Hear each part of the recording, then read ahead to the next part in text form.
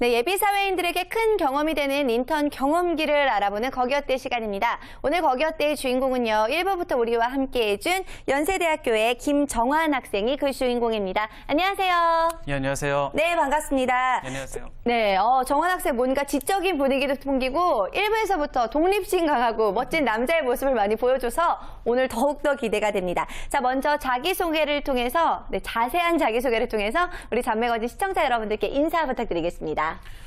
예, 안녕하세요. 저는 연세대학교 법학과 졸업을 앞두고 있는 김정환입니다. 저는 법학도지만 국내 법보다는 세계와 국제 관계에 더 관심이 많아서요. 그래서 휴학까지 해가면서 15개가 넘는 나라를 혼자 배낭을 메고 여행하면서 그 넓은 세상을 보기 위해서 노력을 많이 했습니다. 특히 태국이나 라오스, 캄보디아 이 등지를 여행하면서 제3세계 국가잖아요. 우리나라보다 못 사는 그런 나라에서 힘들고 좀 소외된 사람들의 생활을 직접 눈으로 보게 됐는데요.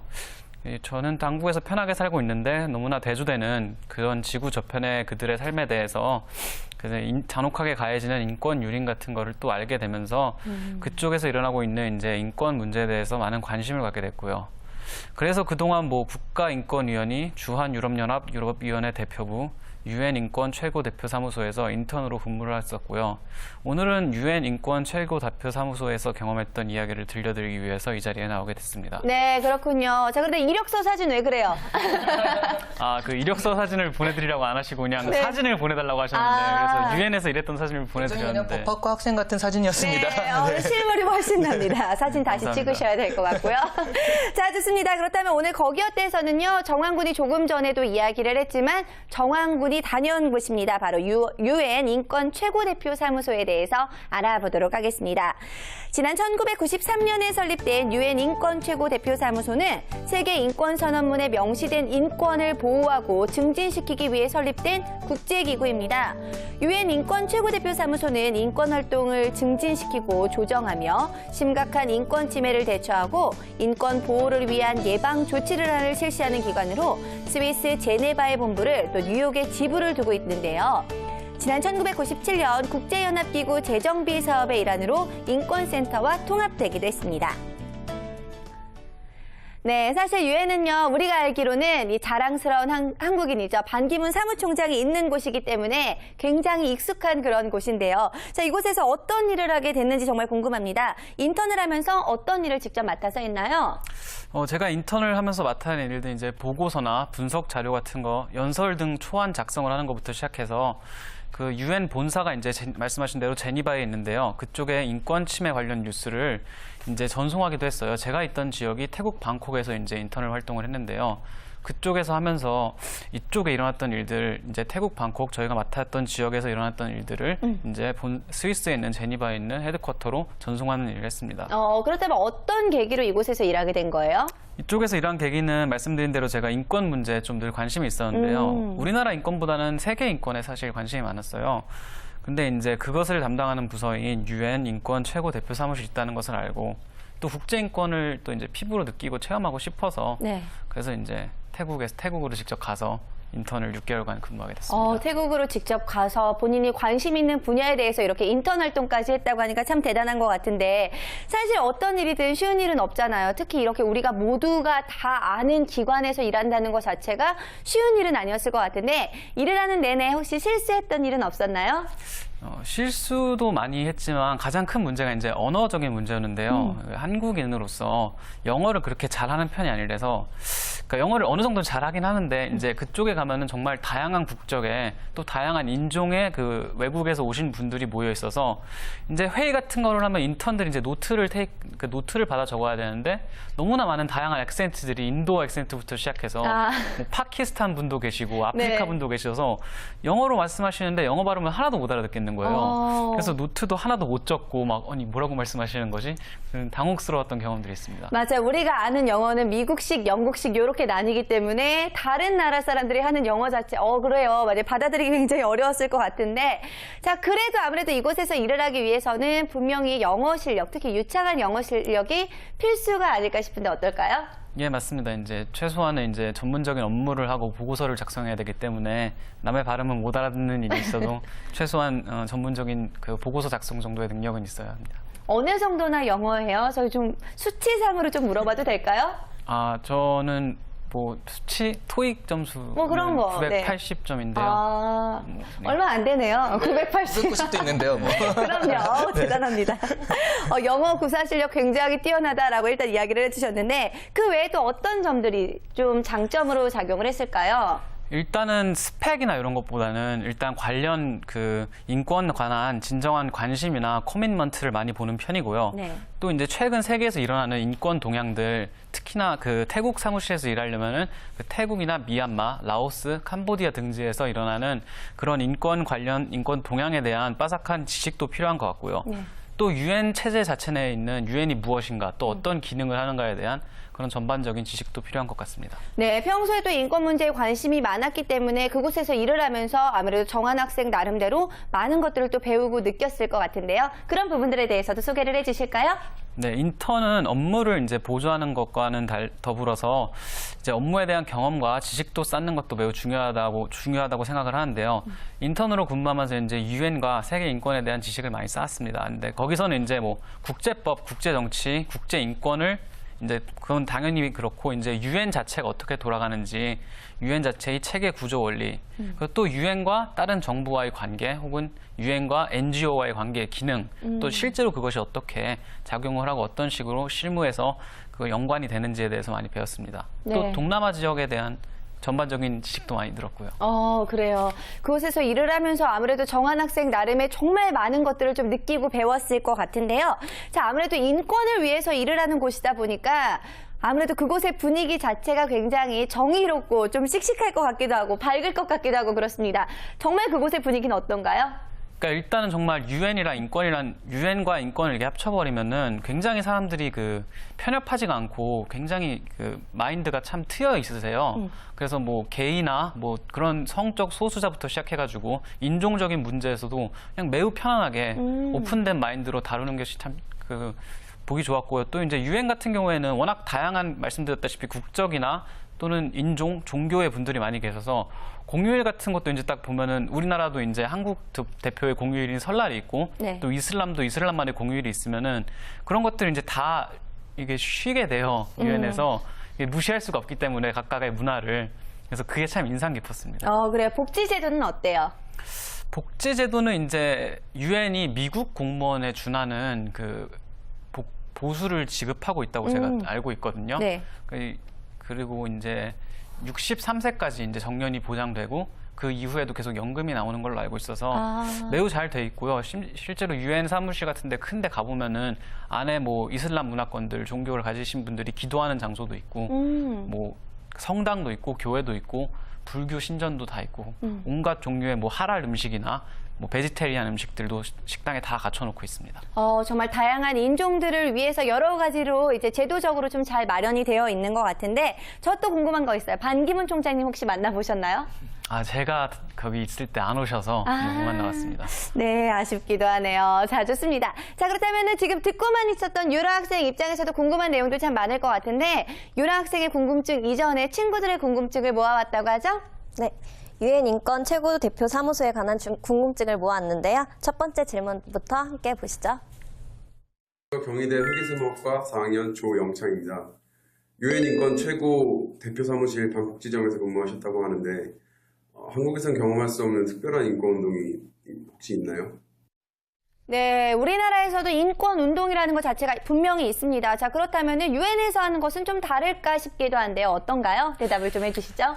유엔에서의 우리나라의 인권 운동이라는 개념보다는 유엔에서는 이제 이러한 그 세계적인 유엔에서 인권 세계 선언을 한 적이 있고 그러한 것에 대한 가치가 지켜지고 있는지를 이제 국가들한테 이행을 모니터링하고 이 국가는 최소한의 국제적 기준에 대한 인권을 지키는지를 좀 보는 포괄적인 일을 하고요. 특정한 이렇게 인권에 대한 어떤 주도적인 역할이나 그것을 이제 우리나라의 인권 운동처럼 능동적인 다소 격하게 이끌어가는 일보다는 전반적으로 이게 이행되고 있는지 감시하는 역할이 강하고요. 하지만 제가 일할 때 한번 저희 사무실에 있는 그 장님께서 여기 한국에 방문하신 적이 있어요. 네. 왜 그런가 하면 우리나라 5.18 그 민주화 운동이 굉장히 교감이 많이 될 만한 특히나 아직까지 공산주의의 지배에 있는 아프리카 국가들이나 동남아 국가들에 대해서 5.18 인권운동이 수출될 만한 그런 가치라고 하시더라고요. 그래서 네. 심지어 이런 인권운동이 진행된 그러한 과정이나 또 그 가치 그런 것들도 수출될 정도로 많은 교감이 되고 있는 나라기도 합니다, 한국이. 아, 그렇군요. 아무래도 유엔 자체는 세계 인권의 가장 큰 범위라고 할 수가 있을 것 같은데요. 자, 그리고 유라 학생이 또 다른 친구의 궁금증들 들어왔다고 하는데 어떤 궁금증이 있었나요? 네, 두 번째 질문은 유엔 인권 최고 대표 사무소의 인턴 채용 시기는 어떻게 되는지 궁금하다는 질문이 있었습니다. 네, 맞습니다. 아무래도 정말 많은 분들이 방송을 보시면서도 어떻게 하면은 유엔에서 좀 일을 할 수 있을까 궁금하기도 할 것 같은데요. 인턴 채용 시기 좀 소개를 해주실까요?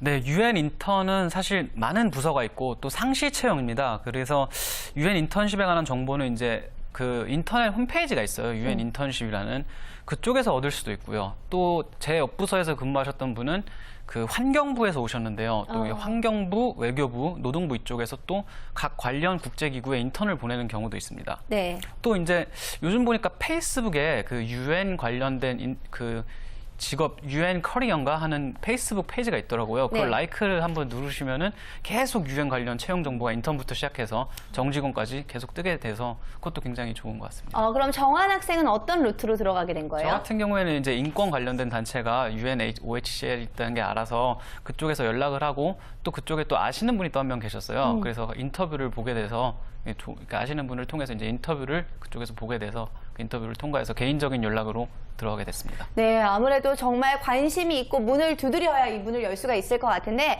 어때요, 이시안 대표님? 요즘 이런 취업 정보들 예전처럼 그냥 홈페이지 공고가 아니라 여러 가지 루트로 또 알 수 있는 방법들이 많이 있는 것 같아요. 근데 약간 좀 달라서요. 네. 질문을 국제기구를 취업할 것이냐 아니면 그냥 전반적인 취업이냐로 좀 이렇게 갈라야 될 것 같아요. 네, 어떻게 어떤 하면 걸 될까요? 물어보시는 건가요? 국제기구에 취업하려면 어떻게 해야 국제기구는 될까요? 직접 가는 게 최고입니다. 어. 왜냐하면 우리나라는 공채제도라 한 번에 무슨 공채 이렇게 한다라고 나왔을 때 그런 정보들은 굉장히 쉽게 공유가 되거든요. 근데 국제기구 같은 경우는 좀 외국의 특채제도라 필요한 부분에 필요할 때 사람들을 뽑아요. 이게 상시 채용이 되는데 네. 그러다 보니까 이게 뭐 공채로 탁 해가지고 한 방에 가고 그런 게 아니거든요. 그 끊임없이 그쪽 페이스북, 트위터 같은 것들을 모니터하면서 필요했을 때 잽싸게 그 지원하는 방법이 있고요. 네. 또 하나는 그게 이제 귀찮잖아요. 그러면 자기가 먼저 메일을 보내요. 난 유엔에 이런 분에 관심이 있으니까 혹시 필요한 자리가 있으면 나한테 연락해달라. 그러면 그쪽에서 무시를 하거나 아니면은 관심을 가지고 나중에 필요할 이 자리에 이 사람이 있으니까 이 사람 인터뷰를 좀 보자. 네. 이렇게 먼저 나오거든요. 그럼 적극적인 방법, 특채와 공채를 대비하는 좀 다른 방법인데 국제기구는 이런 특채 준비 방법이 적용되기 때문에 한국 그 학생들한테 좀 그 어색한 방법이긴 하죠. 네. 하지만 이런 식의 적극적인 관심이 또 취업으로 이어지는 지름길이 됩니다. 근데 이렇게 취업 정보 말고 그럼 미리 준비해둬야 될 것들은 어떤 게 있을까요? 영어죠. 영어. 일단 첫 번째도 두 번째도 영어고요. 네. 기본적으로 인터뷰를 할 때 얘가 영어가 안 된다 그러면 사실 아까 그 받아 적는 거라든가 약간의 뉘앙스 차이, 그러니까 문화가 다른데 약간의 뉘앙스 차이로 되게 오해를 살 수도 있을 것이 그 의사소통이잖아요. 네. 그런 부분에서 좀 정확하게 그 영어를 구사하거나 아니면 좀 그 열린 마음 같은 것들을 가진 사람을 좀 우선시하게 되는데 네. 일단 첫 번째는 영어가 제일 중요한 그 어떤 요소라고 볼 수 있어요. 네, 정말 요즘은 여러 가지 채용 루트가 있으니까요. 많은 분들이 내가 관심 있는 분야에 대한 채용 정보들 눈 크게 뜨고 좀 지켜보셔야 될 것 같은데요. 자, 그렇다면은 유라 학생이 준비한 마지막 질문도 한번 들어볼까요? 네. 직원이나 인턴 채용 시 혹시 선호하는 전공이 있는지 궁금해하는 학생들이 많았습니다. 네, 선호하는 전공 어떤 것들이 있을까요? 일단 제가 일했던 사무소에서는 법학이나 정치학 혹은 국제정치학 이런 것을 많이 선호했던 것 같고요. 네.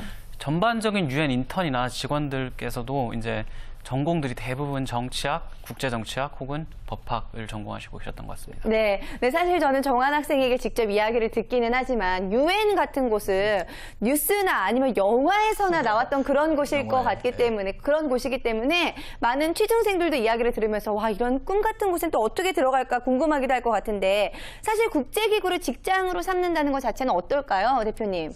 그 장단점이 있잖아요. 그 장점은 지금 말씀하신 대로 와 영화에서 보던 여기에 내가 와 있네. 그 나사 같은 경우도 나사 보면 맨날 그 관제탑 휴스턴 하면서 나오잖아요. 네. 거기를 제가 한번 가봤거든요. 정말 어떡해요? 네. 그냥 관광으로 가봤는데 네. 생각보다 너무 좁은 거예요. 이 스튜디오보다 약간 더 한가 그 정도밖에 안 돼요. 근데 그거를 화면으로 비치니까 너무 멋있잖아요. 네. 그러니까 그런 부분 약간 폼난다. 그러니까 약간 어떤 자부심과 자긍심 그다음에 그 스스로의 성취감이 대단한 게 이때 국제기구에 대한 거고요. 네. 대신 그러다 보니까 나는 국제적으로 놀아야 되는데 본거진 한국에 있고 그러니까 왔다 갔다 한다든가 뭐 그런 것들 또 그러다 보니까 외국으로 그 인턴이면 많지 않을 텐데 나중에 이제 그 정직원이 되거나 그러면 외국으로 다닐 일이 많거든요. 네. 그러다 보니까 안정적인 가정 생활이라든가 뭔가 좀 편안한 그런 거죠. 그런 생활들 같은 거는 좀 포기하게 되는 면이 좀 있다라고 볼 수 있다는 거죠. 네, 그렇군요. 자, 아무래도 장단점이 다 존재를 하고 있는 것 같은데 자, 그렇다면 유라 학생도 본인이 궁금한 거 이제 직접 한번 물어보세요. 네. 아무래도 한국에서는 직장 생활을 하다 보면은 회식이 많잖아요. 네, 그래서 그곳에도 다양한 인종이 있고 한데 네. 회식도 이루어지고 그런 분위기가 있는지 궁금합니다. 그럼요. 다 먹고 살자고 하는 일인데 유엔의 회식은 어떤가요? 제가 한국의 회식도 경험했고 이제 인권이나 혹은 삼성에서도 잠깐 근무를 해서 그쪽도 경험을 했는데 유엔 같은 경우는 일단 공무원이기 때문에 위에 눈치를 볼 일이 살짝 적어요. 일반 사기업보다. 네. 그래서 회식이 이렇게 많지는 않고요. 저희 부서 같은 경우에는 제가 있었을 때 한 2번 정도 회식을 했는데 물론 같은 인턴끼리는 거의 매일 술자리를 가졌고 네. 노느라고 이제 서로 다양한 인종이니 재밌으니까. 네. 근데 이제 그런 공식적인 회식 자리는 술도 없었고 일단 그냥 낮에 가서 점심 식사하고 오고 한 번 있었습니다. 아, 그렇군요. 맛있는 거 먹어요? 뭐 그냥 태국에서 태국 음식 먹었어요. 아, 그렇군요. 국제기구의 회식 한번 참여해보고 싶은데. 자, 아무래도 정환군이 이제 4학년이고 또 이제 많은 인턴 경험도 있는 만큼 본격적인 취업 전선에 나가야 될 것 같은데, 자, 어떤 것들을 준비하고 있는지 궁금합니다. 지금 현재 로스쿨을 준비하고 있고요. 네네. 이번 주 일요일 날 리트 시험을 쳐야 합니다. 그래서 이제 그걸 준비하고 있고 이제 로스쿨을 졸업하고 나면은 국제기구의 이제 정직원으로 JPO 등의 시험을 통해서 도전해 볼 생각입니다. 아, 그렇군요. 근데 여기 계신 이시안 대표님이요. 취업 분야에서 굉장히 유명하신 분이에요. 궁금하신 내용 있다면 자유롭게 한번 물어보세요. 지금 제 관심사가 리트라서 리트가 굉장히 궁금하긴 하는데 물어보셔도 되는데 물어보셔도 돼요. 대부분의 취업 준비생은 관심이 좀 없지 않을까 싶기도 아니, 합니다. 그래도 궁금해요. 네. 궁금하신 거 솔직하게 물어보세요. 네. 이번 로스쿨 입학 경향에 대해서 어떻게 생각하시는지. 네. 어떻게 생각하십니까? 지금 좀 갈 데가 없다 그러면 로스쿨을 준비하는 것도 좋은 방법인 게 이번에 사상 2번째로 많이 지원을 했거든요. 네. 근데 10,000명이 안 돼요. 근데 로스쿨 전체에서 뽑는 인원이 2,000명이라는 거죠. 그러니까 현재 로스쿨은 5대 1밖에 안 되는데 이게 아직 사시가 존재하기 때문이고 좀 있으면 사시가 없어져요. 한 16년, 17년 되면 사시가 없어져서 네. 그때 되면 2만 명, 3만 명 될 거거든요. 로스쿨을 하나의 어떤 경험과 발판으로 삼겠다 싶으시면 지금 한 1, 2년 안에 도전해보는 것도 하나의 방법이라는 거죠. 네. 어떻게 도움이 좀 되셨나요? 그럼 로스쿨이라는 이제 하나의 자격증이나 혹은 네. 스펙이 취업 전선에서 많은 도움이 될 거라고 생각을 네, 하시는지. 본격적인 상담에 들어가는군요. 이거 어떻게 생각하시나요? 간단하게? 네. 앞으로는 그렇게 될 겁니다. 지금까지는 좀 별로였는데 앞으로는 점점 그런 로스쿨 자격증을 가진 사람들을 기업에서 뽑기 시작을 했거든요. 그런 분들이 가가지고 일을 하게 되면서 뭐 경영, 경제를 하는데 법학 지식을 아는 사람, 대신 법학 지식만 가져서 내가 변호사를 하겠다라고 한다면 조금 장래성이 좀 미흡한데요. 이런 부분 내가 다른 걸 하는데 법학 지식을 가진 사람이다. 이런 장점을 삼을 때는 이게 분명한 경쟁이 되거든요.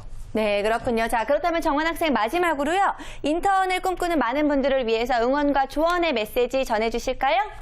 인턴을 제가 많이 해봤는데요. 일단 제 생각에 중요한 것은 인턴보다는 정직원 채용인 것 같은데 사실상 정직원 채용도 인턴이란 스펙을 보는 것이 사실입니다.